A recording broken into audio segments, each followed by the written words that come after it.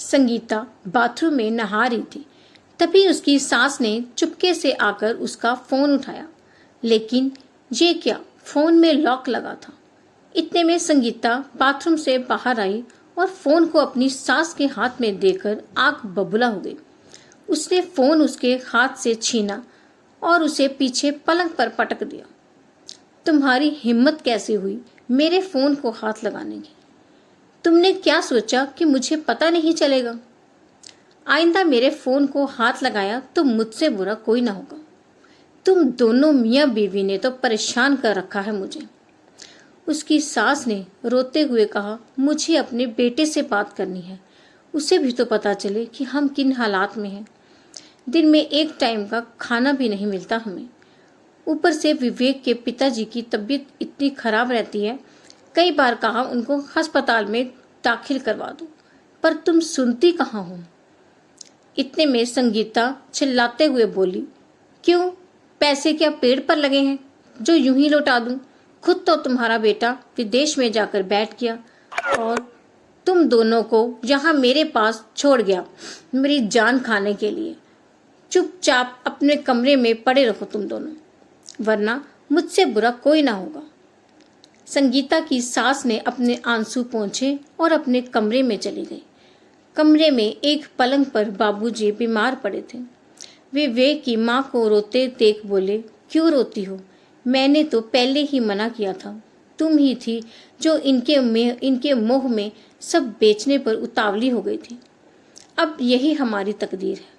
विवेक और संगीता की शादी को 7 साल हो गए हैं और 3 साल हो गए हैं विवेक को विदेश गए हुए। एक बेटा है 5 साल का।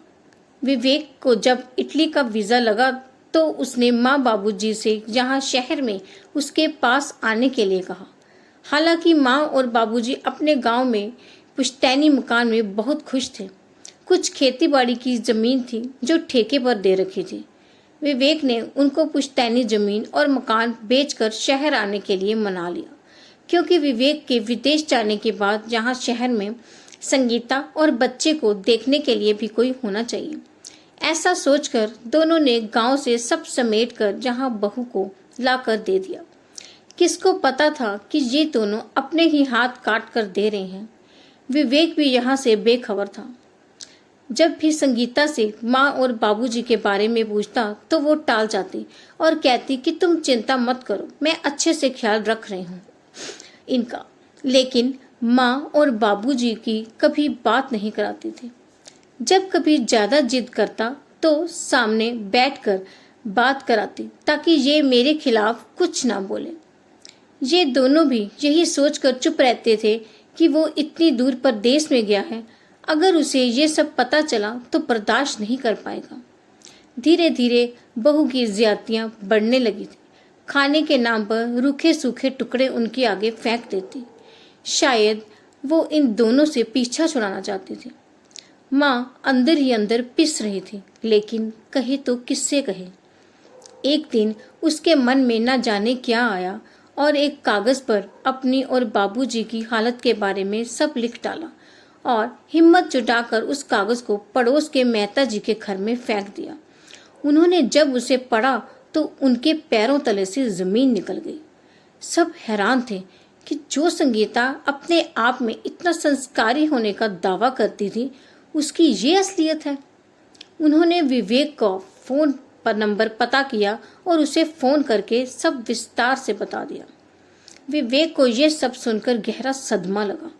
पहले तो मन किया कि संगीता को फोन करके उसकी क्लास लगाऊं, फिर सोचा नहीं, वहीं जाकर इसको झटका दूंगा। वैसे भी वो जब से गया था वापस नहीं आ पाया था। उसने कंपनी से छुट्टी ली और हफ्ते बाद ही वापसी का प्रोग्राम बना लिया। जब घर पहुंचा तो उसे देख संगीता की आंखें फटी रह गई। सीधा अपनी माँ और बाबूजी के पास गया। उनके बदतर हालात देखकर विवेक के सब्र का बांध टूट गया। उसने आप देखा न ताप और संगीता को 3-4 थप्पड़ जड़ दिए और बालों से घसीटते हुए बाहर चौखट तक ले गया। दफा हो जाओ यहाँ से, मुन्ने को मैं संभाल लूंगा। तुम आज के बाद अपनी शक्ल भी मत दिखाना मुझे। क्या इसी दिन के लिए मैं इनको तुम्हारे पास छोड़कर गया था? विवेक के पिताजी मुश्किल से चलते हुए बाहर तक आए और उसे रोकते हुए बोले, ऐसे मत करो, इसे इसके किए की सजा मिल गई है, इसे घर से मत निकालो। संगीता बार बार माफी मांग रही थी, लेकिन विवेक कहाँ मानने वाला था। किसी तरह उसे शांत करवाया गया। उसने सोच लिया था कि इस बार जाने से पहले पक्का इंतजाम करके ही जाऊंगा। उसने सबसे पहले तो अपने पिताजी का इलाज करवाया। उसके बाद अपने चचेरे भाई जो पास के शहर में रहता था को ये काम सौंपा कि वो महीने में एक बार आकर उनका हाल चाल पूछे और विवेक जो भी पैसे भेजेगा वो उन्हें उसके माँ बाबूजी के हाथ में दिया करेगा। संगीता ने अपने हाथों और अपने पैरों पर कुल्हाड़ी मार ली थी। वो अपने पति की नजरों से गिर गई थी। इतनी बेइज्जती करवाई सो अलग। विवेक कुछ ही दिनों में वापस चला गया।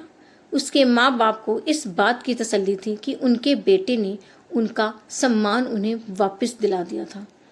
दोस्तों, आपको ये स्टोरी कैसी लगी हमें कमेंट करके ज़रूर बताइएगा और सब्सक्राइब ज़रूर कर दीजिएगा। धन्यवाद।